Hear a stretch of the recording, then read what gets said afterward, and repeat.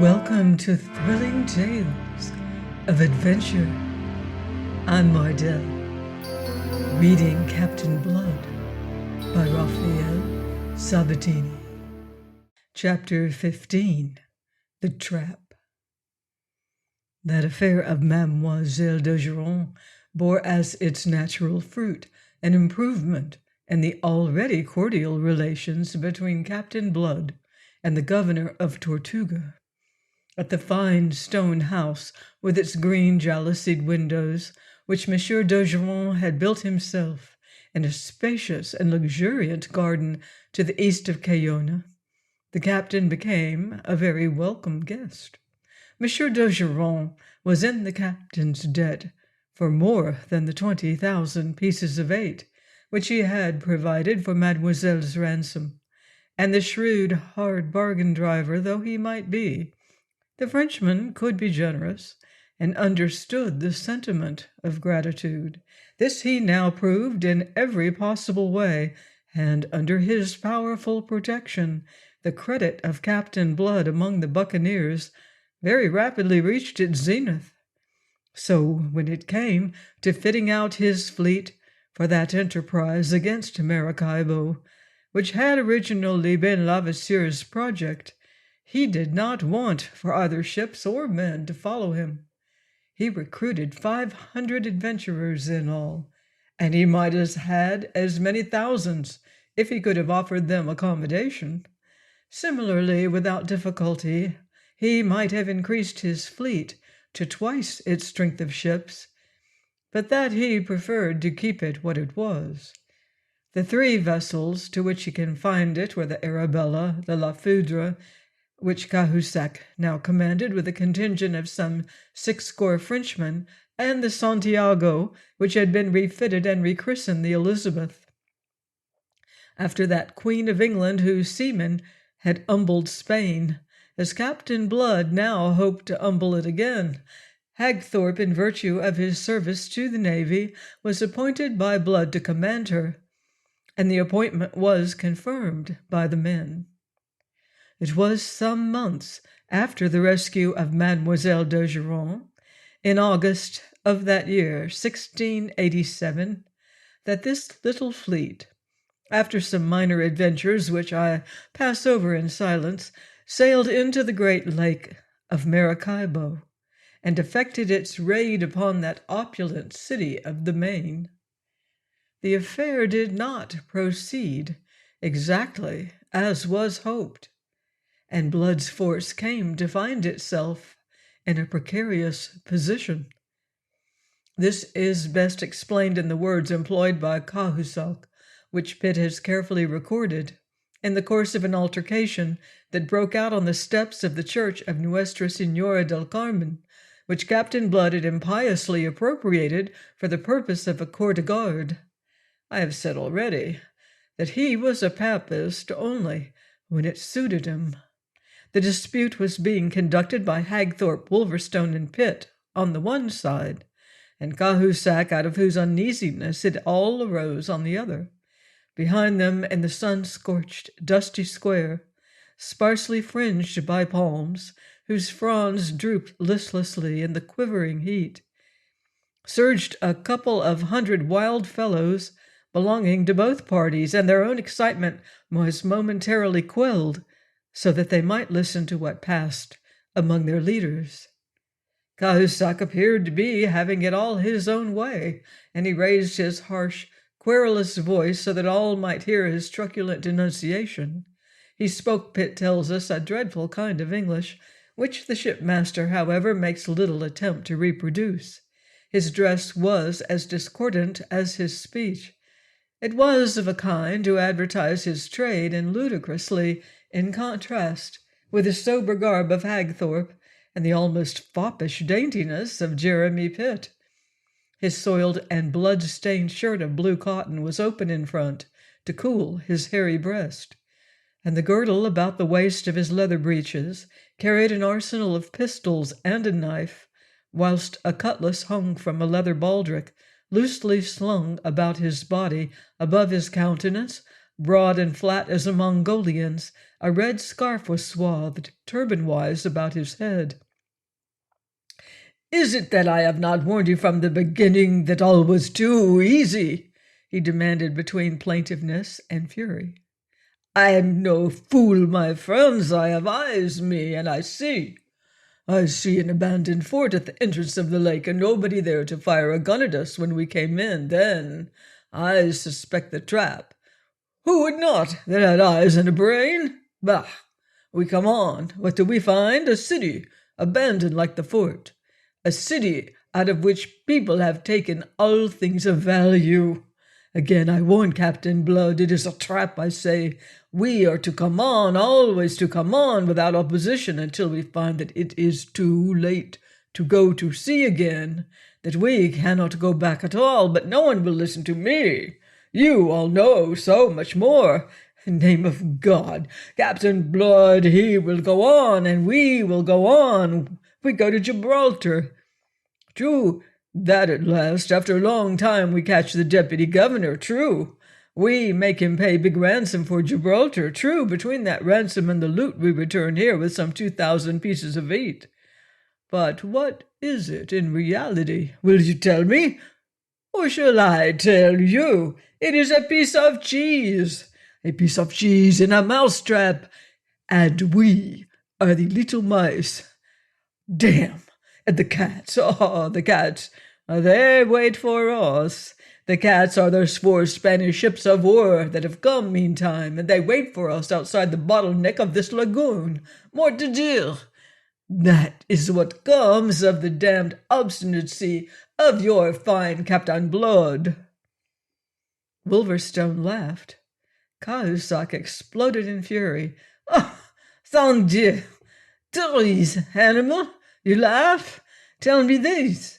How do we get out again, unless we accept the terms of Monsieur the Admiral of Spain?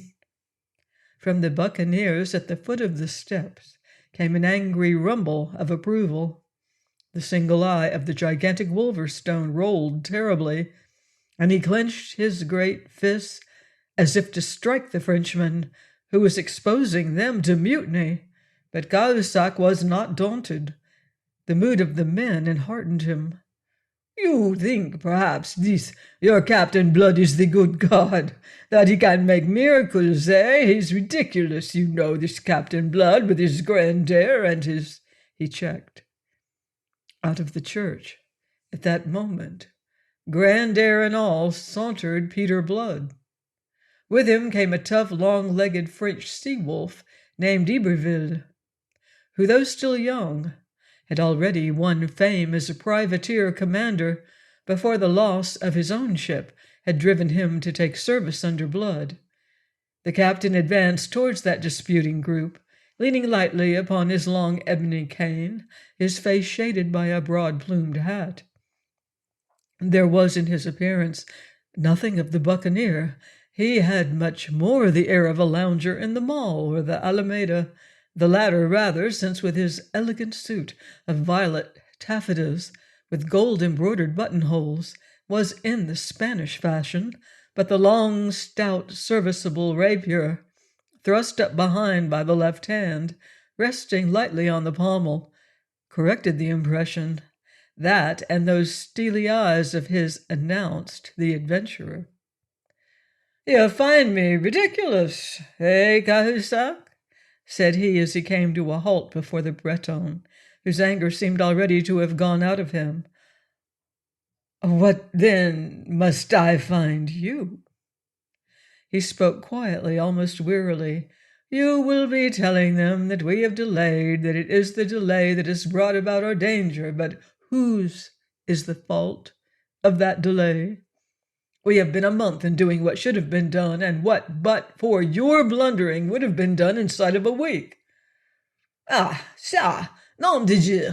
Was it my fault that— Was it anyone else's fault that you ran your ship La Foudre aground on the shoal in the middle of the lake? You would not be piloted. You knew your way. You took no soundings even. The result was that we lost 3 precious days in getting canoes to bring off your men and your gear. Those 3 days gave the folk at Gibraltar not only time to hear of our coming, but time in which to get away. After that, and because of it, we had to follow the governor to his infernal island fortress, and a fortnight and the best part of 100 lives were lost in reducing it. That's how we come to have delayed until the Spanish fleet is fetched round from La Guaira by a guardacosta, and if you hadn't lost La Foudre, and so reduced our fleet from 3 ships to 2, we should even now be able to fight our way through with a reasonable hope of succeeding. Yet you think it is for you to come hectoring here, upbraiding us for a situation that is just the result of your own ineptitude." He spoke with a restraint which I trust you will agree was admirable when I tell you that the Spanish fleet guarding the bottleneck exit of the great lake of Maracaybo, and awaiting there the coming forth of Captain Blood with a calm confidence based upon its overwhelming strength, was commanded by his implacable enemy, Don Miguel de Espinosa y Valdez, the Admiral of Spain. In addition to his duty to his country, the admiral had, as you know, a further personal incentive arising out of that business aboard the Encarnacion a year ago, and the death of his brother, Don Diego. And with him sailed his nephew Esteban, whose vindictive zeal exceeded the admiral's own. Yet knowing all this, Captain Blood could preserve his calm in reproving the cowardly frenzy of one for whom the situation had not half the peril with which it was fraught for himself. He turned from Cahusac to address the mob of buccaneers who had surged nearer to hear him, for he had not troubled to raise his voice. "I hope that will correct some of the misapprehension that appears to have been disturbing you," said he. "There's no good can come of talking of what's past and done," cried Cahusac, more sullen now than truculent, whereupon Wolverstone laughed, a laugh that was like the neighing of a horse. "The question is, what are we to do now?" "Sure now, there's no question at all," said Captain Blood. "Indeed, but there is," Cahusac insisted. "Don Miguel, the Spanish admiral, have offered us safe passage to sea. If we will depart at once, do no damage to the town, release our prisoners, and surrender all that we took at Gibraltar." Captain Blood smiled quietly, knowing precisely how much Don Miguel's word was worth. It was Iberville who replied in manifest scorn of his compatriot, "Which argues that even at this disadvantage as he has us, the Spanish admiral is still afraid of us." "That can only be because he know not our real weakness," was the fierce retort. "And anyway, we must accept these terms. We have no choice. That is my opinion." "Well, it's not mine now," said Captain Blood, "so I've refused them." "Refused?" Cahusac's broad face grew purple. A muttering from the men behind enheartened him. "You have refused? You have refused already, and without consulting me?" "Your disagreement could have altered nothing. You'd have been outvoted, for Hagthorpe here was entirely of my own mind still," he went on. "If you and your own French followers wish to avail yourselves of the Spaniards' terms, we shall not hinder you. Send one of your prisoners to announce it to the admiral. Don Miguel will welcome your decision, you may be sure." Cahusac glowered at him in silence for a moment. Then, having controlled himself, he asked in a concentrated voice, "Precisely what answer have you made to the admiral?"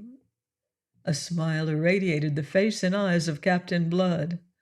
"I've answered him that unless within 24 hours we have his parole to stand out to sea, ceasing to dispute our passage or hinder our departure, and a ransom of 50,000 pieces of eight for Maracaybo, we shall reduce this beautiful city to ashes, and thereafter go out and destroy his fleet." The impudence of it left Cahusac speechless. But among the English buccaneers in the square there were many who savored the audacious humor of the trapped, dictating terms to the trappers.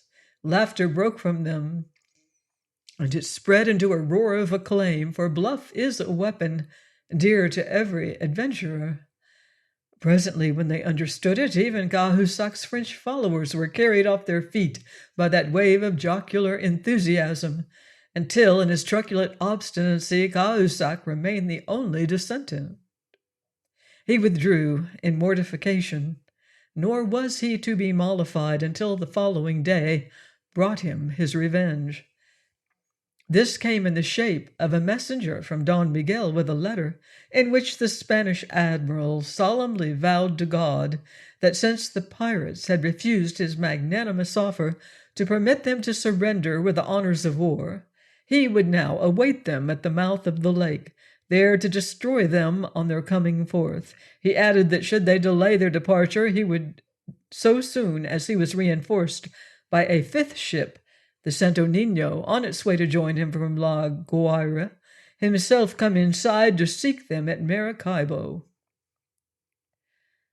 This time Captain Blood was put out of temper. "Trouble me no more," he snapped at Cahusac, who came growling to him again. "Send word to Don Miguel you have seceded from me.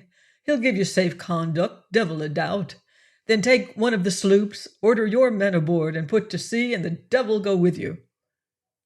Cahusac would certainly have adopted that course, if only his men had been unanimous in the matter. They, however, were torn between greed and apprehension.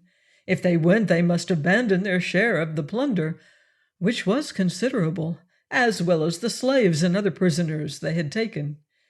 If they did this, and Captain Blood should afterwards contrive to get away unscathed, and from their knowledge of his resourcefulness, the thing, however unlikely, need not be impossible. He must profit by that which they now relinquished. This was a contingency too bitter for contemplation, and so in the end, despite all that Cahusac could say, the surrender was not to Don Miguel, but to Peter Blood. They had come into the venture with him, they asserted, and they would go out of it with him or not at all. That was the message he received from them that same evening by the sullen mouth of Cahusac himself. He welcomed it, and invited the Breton to sit down and join the council, which was even then deliberating upon the means to be employed. This council occupied the spacious patio of the governor's house, which Captain Blood had appropriated to his own uses, a cloistered stone quadrangle, in the middle of which a fountain played coolly under a trellis of vine. Orange trees grew on two sides of it, and the still evening air was heavy with the scent of them.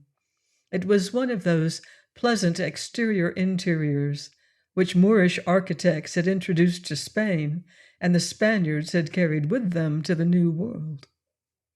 Here that council of war, composed of 6 men in all, deliberated until late that night upon the plan of action which Captain Blood put forward.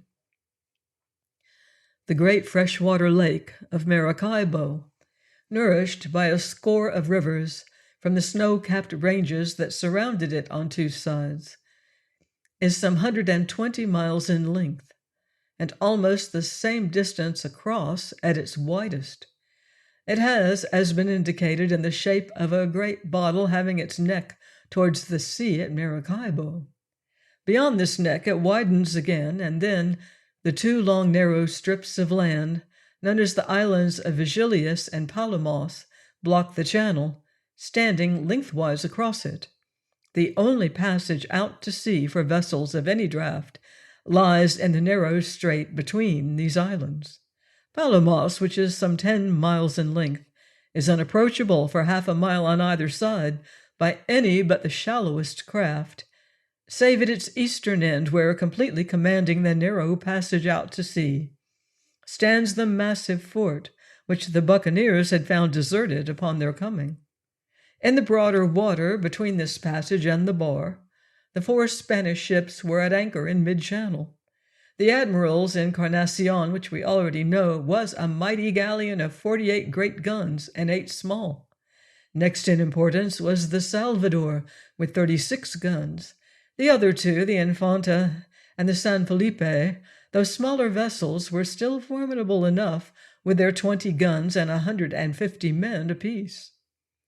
Such was the fleet, of which the gauntlet was to be run by Captain Blood with his own Arabella of 40 guns, the Elizabeth of 26, and 2 sloops captured at Gibraltar, which they had indifferently armed with 4 culverins each. In men they had a bare 400 survivors left, of the 500-odd that had left Tortuga, to oppose fully 1,000 Spaniards manning the galleons. The plan of action submitted by Captain Blood to that council was a desperate one, as Cahusac uncompromisingly pronounced it. "Why, so it is," said the captain, "but I've done things more desperate." Complacently he pulled at a pipe that was loaded with that fragrant sacerdote's tobacco for which Gibraltar was famous, and of which they had brought away some hogsheads. "And what is more, they've succeeded. Audace fortuna juvat. Bedad, they knew their world, the old Romans." He breathed into his companions and even into Cahusac some of his own spirit of confidence. And in confidence all went busily to work. For 3 days from sunrise to sunset the buccaneers labored and sweated to complete the preparations for the action that was to procure them their deliverance. Time pressed. They must strike before Don Miguel de Espinosa received the reinforcement of that 5th galleon, the Santo Niño, which was coming to join him from La Guaira. Their principal operations were on the larger of the 2 sloops, captured at Gibraltar, to which vessel was assigned the leading part in Captain Blood's scheme. They began by tearing down all bulkheads, until they had reduced her to the merest shell. And in her sides they broke open so many ports that her gunwale was converted into the semblance of a grating. Next they increased by a 6 the scuttles in her deck, whilst into her hull they packed all the tar and pitch and brimstone that they could find in the town, to which they added 6 barrels of gunpowder, placed on end like guns at the open ports on her larboard side. On the evening of the 4th day, everything being now in readiness, all were got aboard, and the empty, pleasant city of Maracaybo was at last abandoned. But they did not weigh anchor until some 2 hours after midnight. Then at last, on the 1st of the ebb, they drifted silently down towards the bar, with all canvas furled save only their split sails, which, so as to give them steering way, were spread to the faint breeze that stirred through the purple darkness of the tropical night. The order of their going was as follows. Ahead went the improvised fire ship, in charge of Wolverstone, with a crew of 6 volunteers, each of whom was to have 100 pieces of 8 over and above his share of plunder, as a special reward.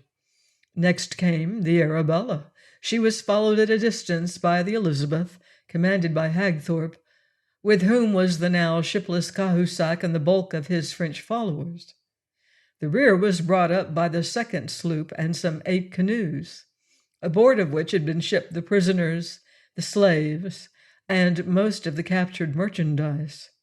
The prisoners were all pinioned and guarded by 4 buccaneers with musketoons, who manned these boats in addition to the 2 fellows who were to sail them. Their place was to be in the rear. They were to take no part whatever in the coming fight. As the first glimmerings of opalescent dawn dissolved the darkness, the straining eyes of the buccaneers were able to make out the tall rigging of the Spanish vessels, riding at anchor less than 1/4 mile ahead. Entirely without suspicion, as the Spaniards were, and rendered confident by their own overwhelming strength, it is unlikely that they used a vigilance keener than their careless habit. Certain it is that they did not sight Blood's fleet in that dim light, until some time after Blood's fleet had sighted them. By the time they had actively roused themselves, Wolverstone's sloop was almost upon them, speeding under canvas which had been crowded to her yards the moment the galleons had loomed into view. Straight for the Admiral's great ship, the Encarnacion, did Wolverstone head the sloop. Then, lashing down the helm, he kindled from a match that hung ready lighted beside him a great torch of thickly plaited straw that had been steeped in bitumen.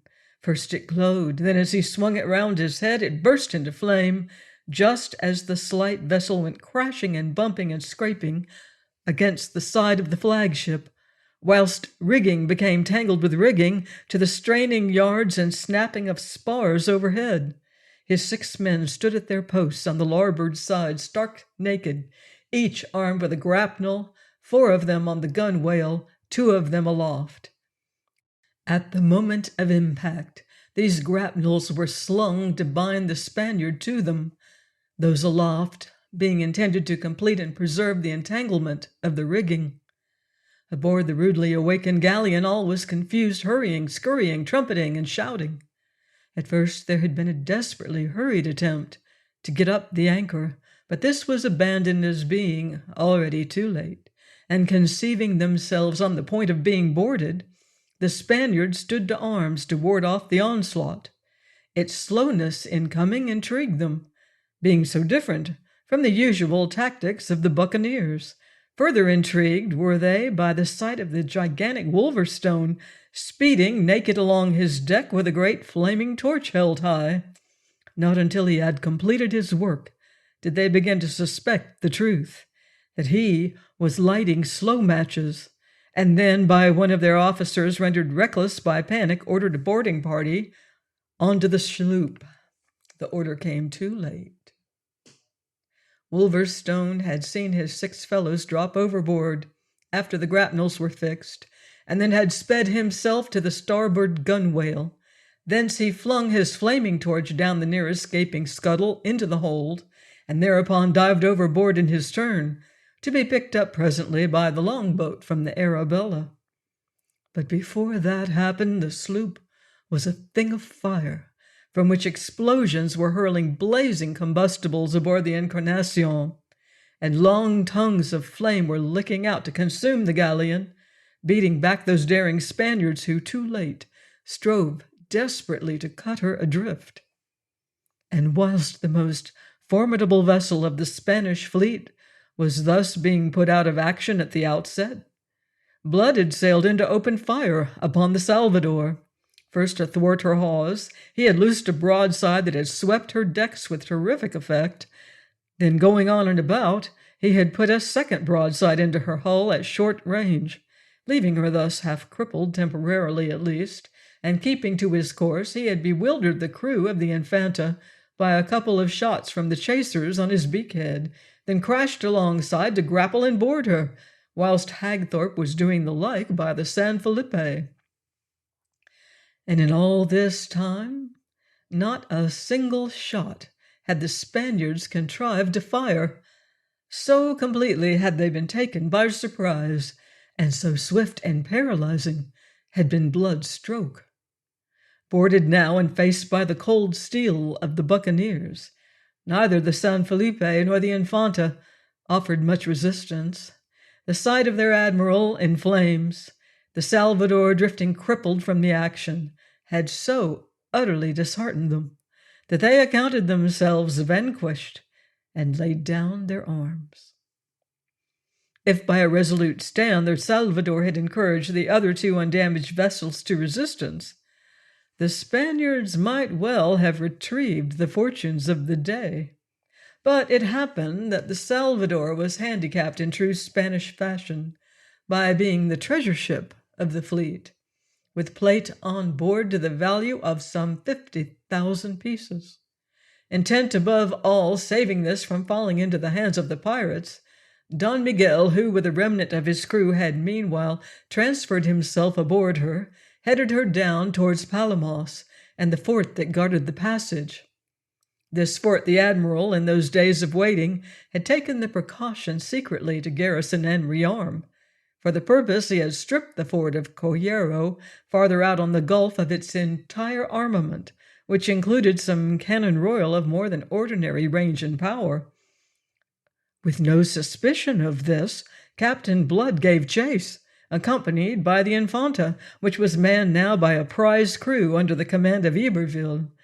The stern chasers of the Salvador desultorily returned the punishing fire of the pursuers, but such was the damage that she herself sustained that presently, coming under the guns of the fort, she began to sink, and finally settled down in the shallows with part of her hull above water. Thence, some in boats and some by swimming, the admiral got his crew ashore on Palamos as best he could. And then, just as Captain Blood accounted the victory won, and that his way out of that trap to the open sea beyond lay clear, the fort suddenly revealed its formidable and utterly unsuspected strength. With a roar, the cannons royal proclaimed themselves, and the Arabella staggered under a blow that smashed her bulwarks at the waist and scattered death and confusion among the seamen gathered there. Had not Pitt, her master, himself seized the whipstaff and put the helm hard over to swing her sharply off to starboard, she must have suffered still worse from the second volley that followed fast upon the first. Meanwhile, it had fared even worse with the frailer Infanta. Although hit by one shot only, this had crushed her larboard timbers on the waterline, starting a leak that must presently have filled her, but for the prompt action of the experienced d'Iberville in ordering her larboard guns to be flung overboard. Thus lightened and listing now to starboard, he fetched her about and went staggering after the retreating Arabella, followed by the fire of the fort, which did them, however, little further damage. Out of range at last they lay to, joined by the Elizabeth and the San Felipe, to consider their position. Please join me next time for another exciting chapter of Captain Blood by Raphael Sabatini, here on Thrilling Tales of Adventure.